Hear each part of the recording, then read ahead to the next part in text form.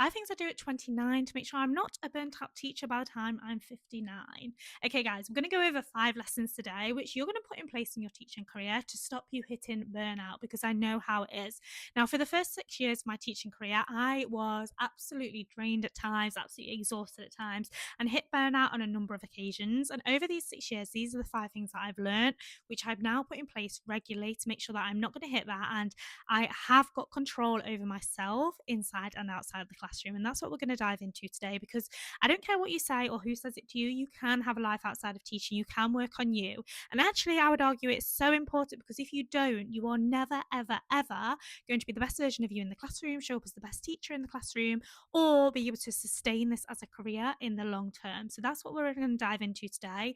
So it's nice and clear exactly what you guys can put in place to really see and reap the benefits and feel good in yourself while being a teacher and while giving back, because why the hell shouldn't we feel good in ourselves while being a teacher and while giving back? So number one of the things I learned to avoid burnout as a teacher is that teaching is not your identity, it is not your life. Okay, you need to remember this. When you go up to people, what is the first thing you say about who you are? Hi, I'm Chrissy, I'm a teacher.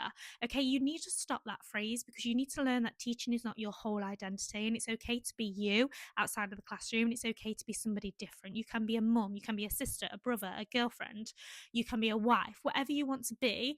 Teaching is not your whole identity, and building hobbies and things that you enjoy outside of the classroom is so important so that you know you are more than that, actually building in more things for you.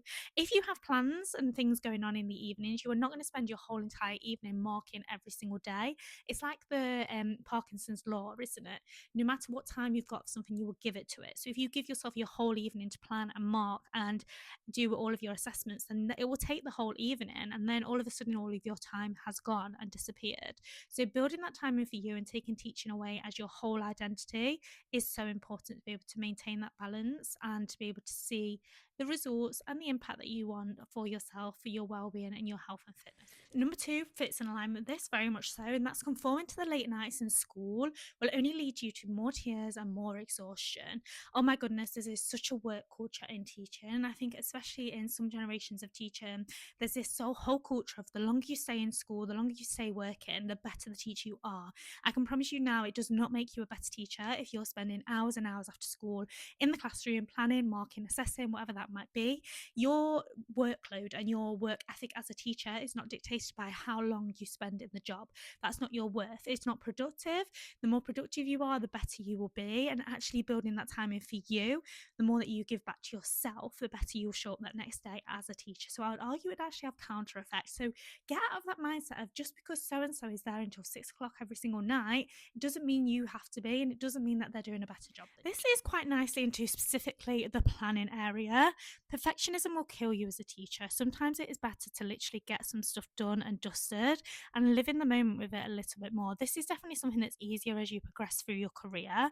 And yes, at the start, you may need to take a little bit more time planning and may need to take a little bit more time thinking about what's going into those lessons. But certainly as you progress through your teaching job as a career, you know that those lessons, no matter how well you plan them, they are going to be delivered the best way if you respond to the needs of the children in your class. And no matter what you're putting into that planning, whether it's glitter and sparkles and whatever that might look like on the slides, that is not going to have an impact at all. It's how you deliver that lesson. And the only way you know how to deliver that lesson in the best way is by responding to how your class respond and what they need as individuals. So over planning and spending hours in your PPA trying to make your lessons look beautiful and whatever they might look like is an absolute waste of time. Get the essentials up there, get what you need. Don't make it overstimulating to throw the children, because actually if those children have any needs where it does feel too much, that's going to have the opposite effect. And then listen to the needs of your class and actually build things in that they respond to, and do that in the moment. Build in things that you know that they respond to in the moment, and then it won't take hours of your time. I feel like we need to really switch our mindset of the perfectionism outside the classroom and start to build that perfectionism into the classroom and start to understand that actually the things that you do in the moment with the children are the things that have the impact. It doesn't have to take up hours of your evening. And this leads me nicely into point number 4, which is working working on your health and wellness and working on yourself outside of the classroom is not only important, but it's essential for you to show up as a good teacher. How on earth, and this is so important, you might think that actually going to the gym after work is a nice to have. Maybe going on a walk after work is a nice to have. Cooking yourself a nice meal in the evening is a nice to have. Getting an early night is a nice to have. But actually, how on earth are you meant to show up as a leader, as a role model, and as the best version of you in that classroom if you're constantly tired, you're running on coffee, you're running on no breakfast and fumes because you just cannot put that time and energy into yourself and your health? You are not showing up as that best teacher.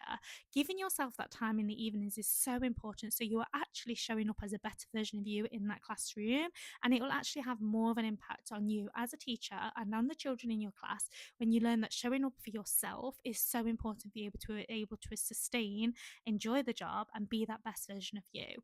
There is so many times I've seen in my teaching career that when a teacher is just absolutely run to the end of their tether, burnout, they cannot show up in a positive light in that classroom because they are burnt out. It's not their fault.